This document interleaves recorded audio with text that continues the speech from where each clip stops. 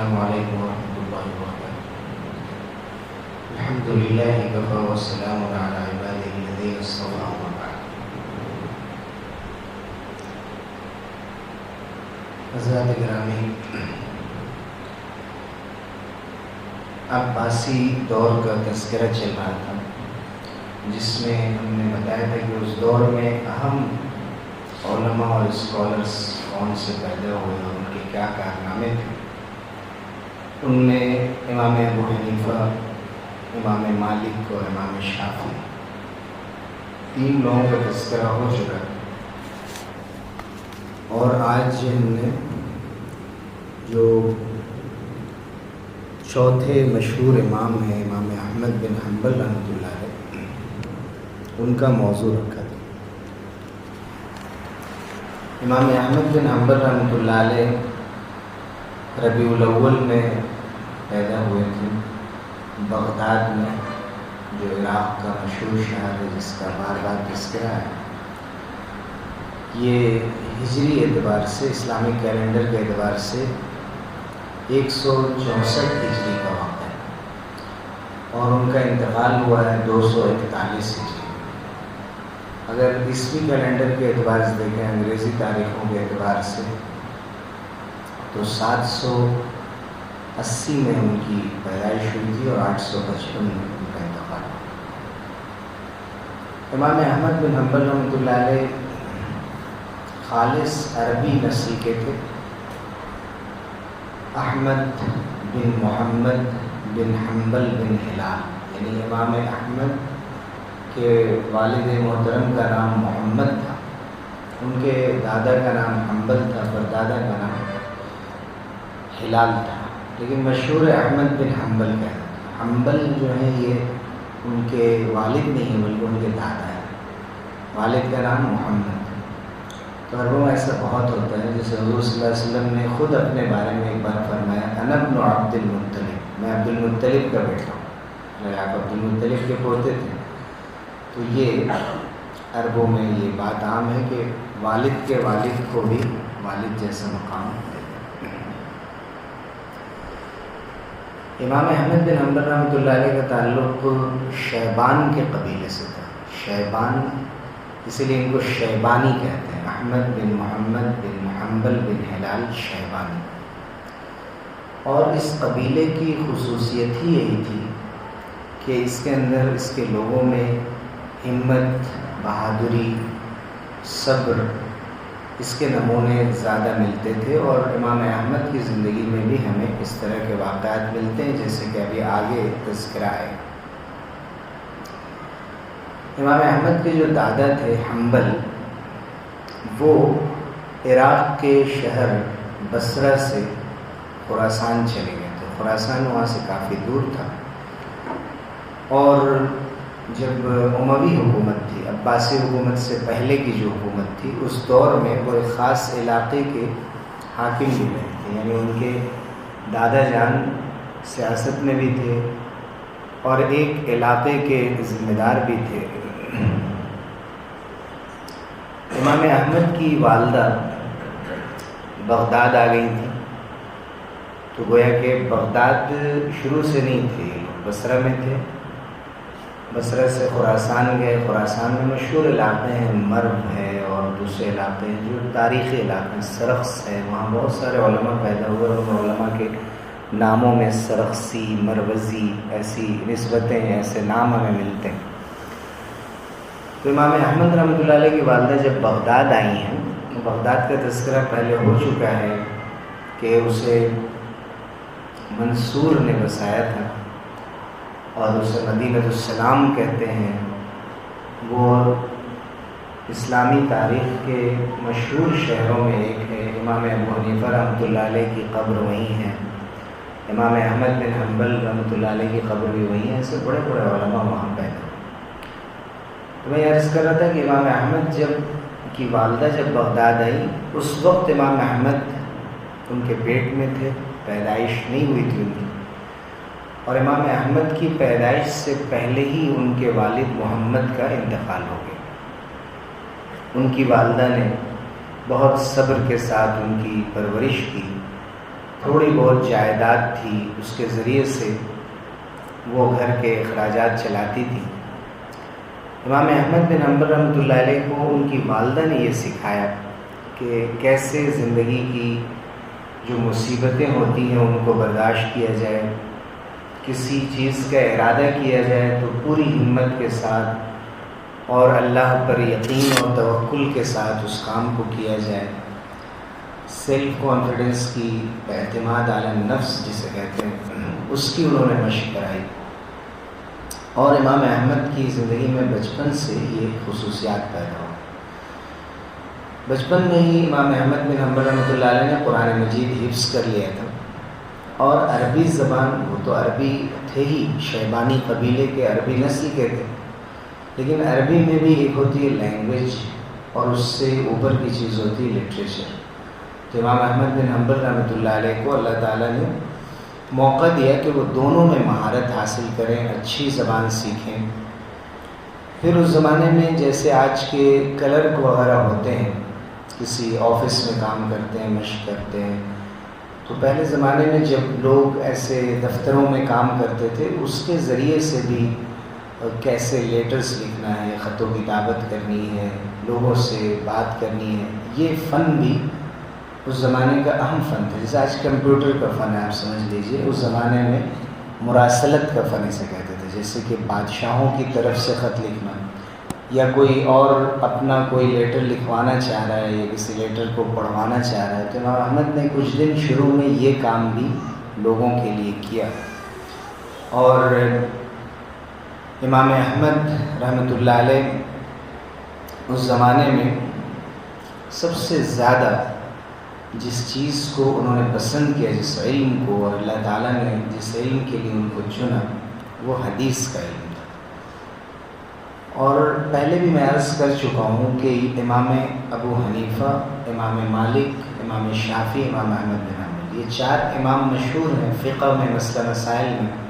ان کے مسئلے، ان کی کتابیں، ان کے شاگرد زیادہ ہوئے، ان کی چیزیں زیادہ محفوظ رہ گئیں، تو ان میں آپس میں بہت قریبی تعلق ہے۔ یعنی آپ دیکھیں گے تو امام مالک رحمۃ اللہ علیہ کے پاس جا کر امام ابو حنیفہ رحمۃ اللہ علیہ کے کچھ شاگردوں نے پڑھا، امام شافعی امام مالک کے شاگرد ہیں، اور امام شافعی امام ابو حنیفہ کے شاگرد ہیں، یعنی امام ابو حنیفہ کے شاگرد تھے امام محمد کے شاگرد ہیں۔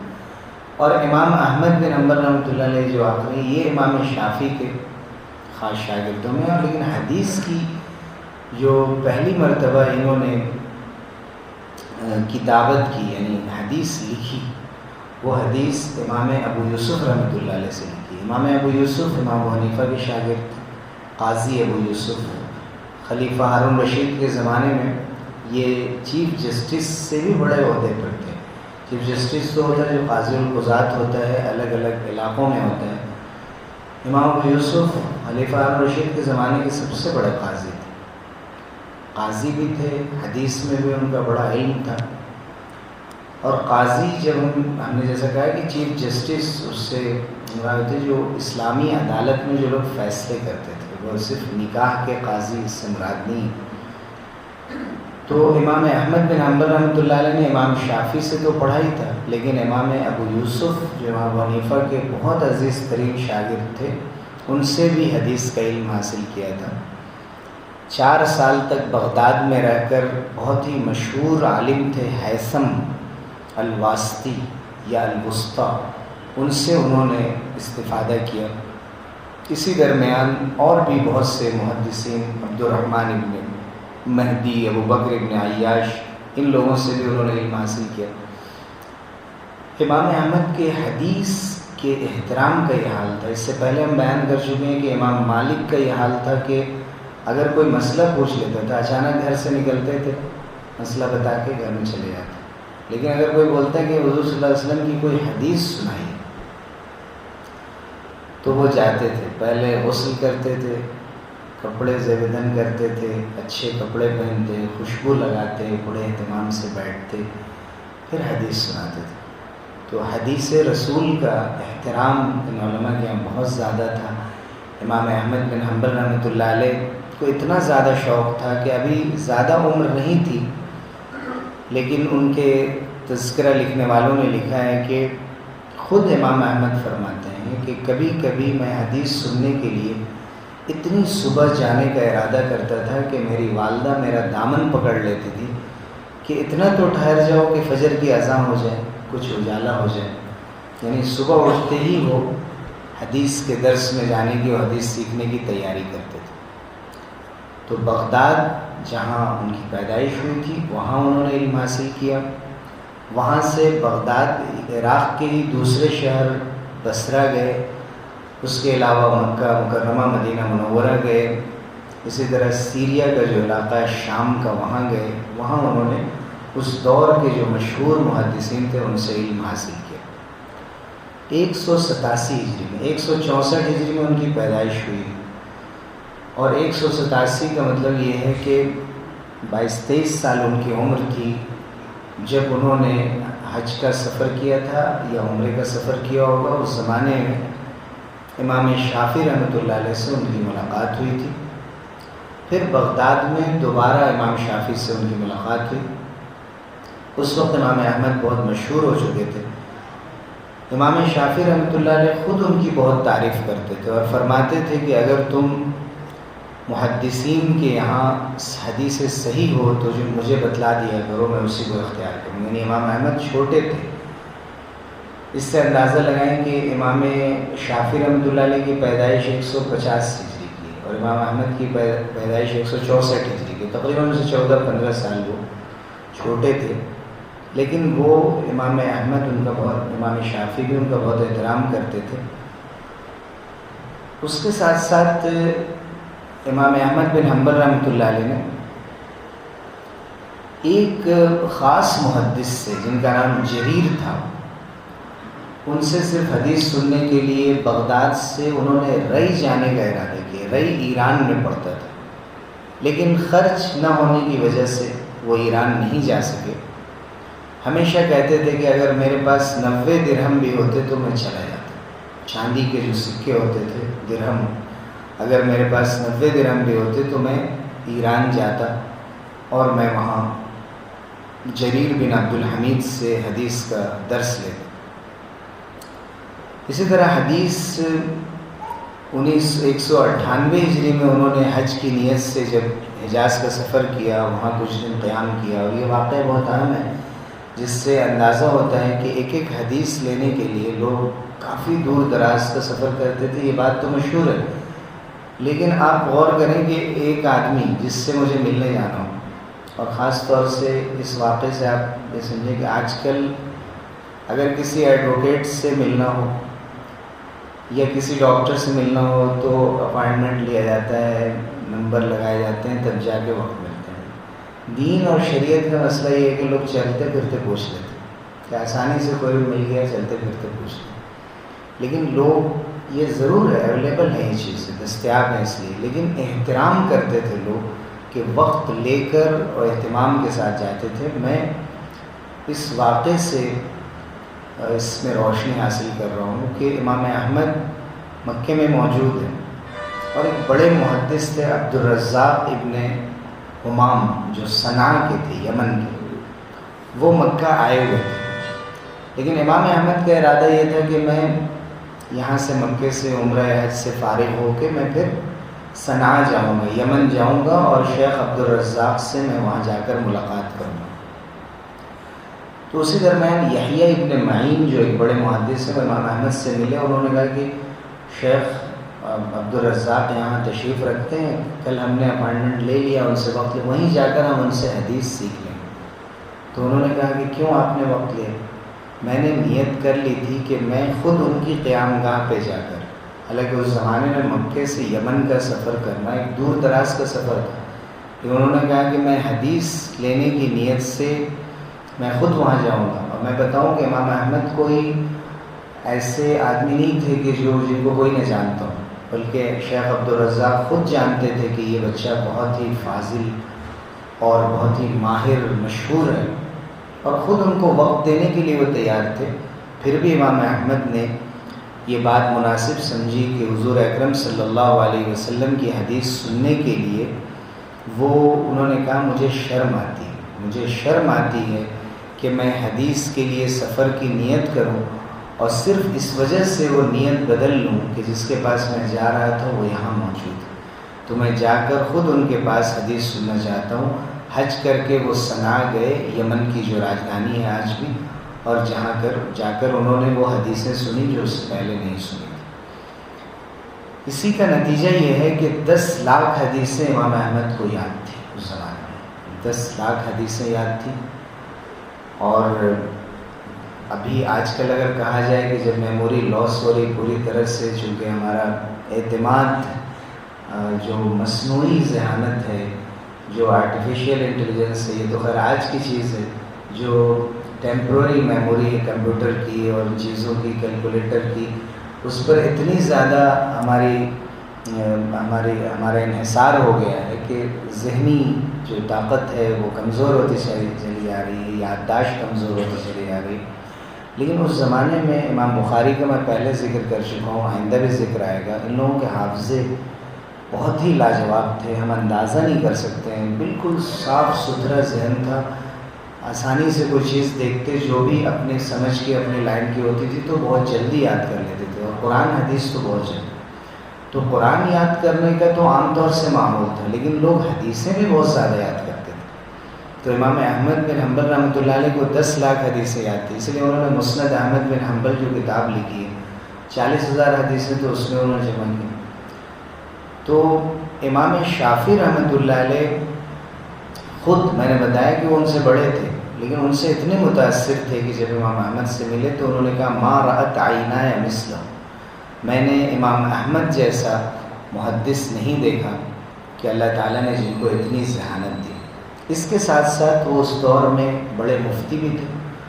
مفتی کا آج تو یہ مطلب ہوتا ہے کہ جس کو مسائل معلوم ہو، جو مطالعہ کر کے اس موضوع پر کیا مسئلہ ہے، یہ مسئلہ ہے تو اس کا کیا حل ہے۔ لیکن اس دور میں تو لوگ اجتہاد کرتے تھے، یعنی قرآن حدیث کی روشنی میں محنت کر کے پھر کوئی مسئلہ نکالتے تھے۔ تو امام احمد کا اس میں بھی نام آتا ہے۔ اور امام شافعی رحمۃ اللہ علیہ جب بغداد سے نکل رہے تھے تو انہوں نے فرمایا کہ خرجت من بغداد وما خلفت بها اتقى وافقه من ابن حنبل، میں بغداد چھوڑ کر جا رہا ہوں اور ابھی میں جب جا رہا ہوں تو احمد بن حنبل سے بڑھ کر نہ کوئی پرہیزگار اور متقی اللہ والا نظر آتا ہے، اور نہ ان سے بڑا کوئی مفتی اور فقیہ مجتہد مجھے نظر آتا ہے۔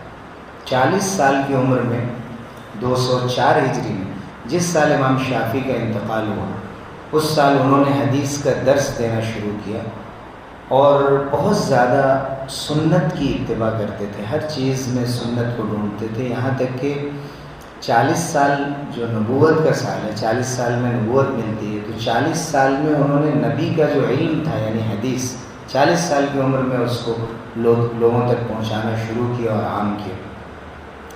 بہت زیادہ بڑی تعداد میں لوگ آتے تھے، اس زمانے میں ان کے درس میں 5-5 ہزار لوگ آتے تھے، اور صرف 500 لوگ ایسے ہوتے تھے جو ان کی حدیثیں لکھتے تھے۔ لوگ حدیثیں لکھتے تھے، پھر بلند آواز سے آگے پہنچاتے تھے، وہ اس کے آگے پہنچاتے تھے، اس طرح سے حدیثوں کو پورے مجمع تک پہنچایا جاتا تھا۔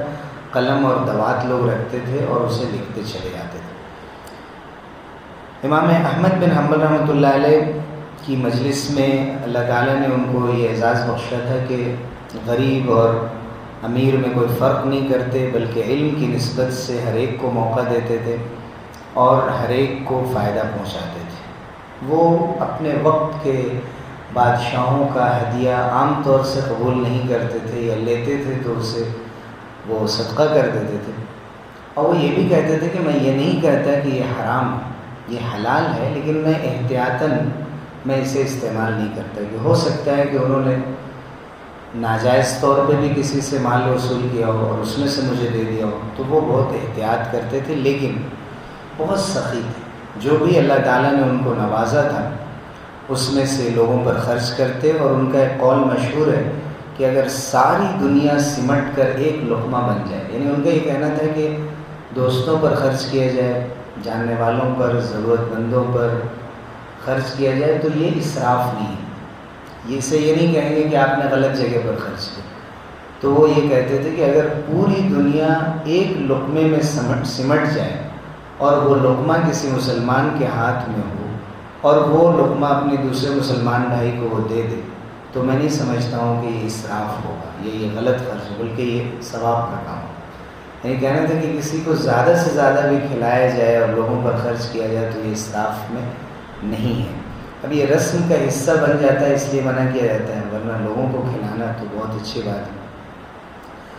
اسی طرح وہ اپنی ذات کے بارے میں بھی وہ کہتے تھے کہ مجھے اپنے بارے میں بہت شرمندگی ہوتی ہے. چاروں طرف مشہور ہو گیا تھا امام احمد کے بارے میں کہ بڑے محدث ہیں, بڑے فقیہ ہیں اور بہت ہی جرأت مند اور حوصلہ مند ہیں.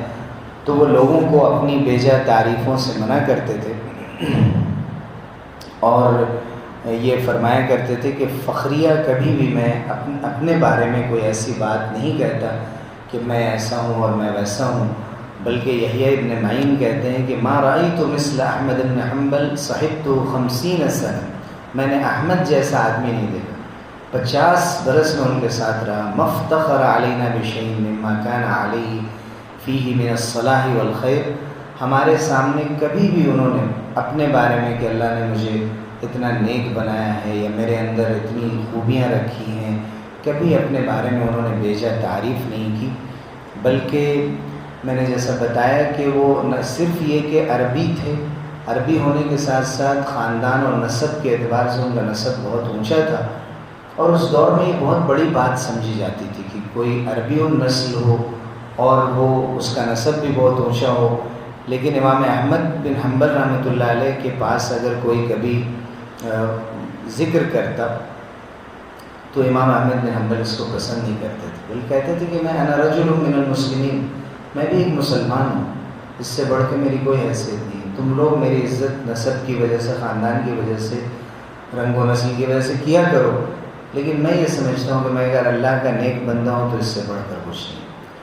اور فرمایا کرتے تھے کہ یا ابا النعمان نحن قوم مساکین, انہوں نے ہمیشہ اپنے بارے میں چھپایا اپنے آپ کو, استدراج جسے کہتے ہیں کہ کبھی کبھی اللہ تعالیٰ کسی کو بہت مشہور کر دیتا ہے اور ہر زبان پر اس کا تذکرہ رہتا ہے اور اس شخص کو دھوکہ ہو جاتا ہے. وہ آدمی سوچتا ہے کہ واقعی اگر لوگ مجھے اتنا چاہتے ہیں تو میں سب سے بڑا ہوں یا میری بہت اہمیت ہوگی. اسے استدراج کہا جاتا ہے کہ اللہ تعالیٰ ڈھیل دیتے ہیں, چھوٹ دیتے ہیں, پھر آدمی غرور میں, کبر میں, تکبر میں پڑ جاتا ہے اور پھر جس مقام پہ ہوتا ہے اس سے نیچے چلا جاتا ہے. تو اس لیے کبھی بھی اپنے بارے میں دوسروں کی تعریف کی بنیاد پر جج نہیں کرنا چاہیے کہ میں ویسا ہی ہوں, بلکہ اللہ نے اپنے نزدیک دیکھیں کیسا بنایا ہے اس کے مطابق اپنے بارے میں سوچنا چاہیے. امام احمد بن حنبل رحمۃ اللہ علیہ کے تعلق سے اور بھی ایسی کئی چیزیں جو ان کے تواضع سے متعلق ہیں اور ان کی بہادری سے متعلق ہیں. انشاءاللہ میں آئندہ ہفتے اس کا ذکر کروں گا.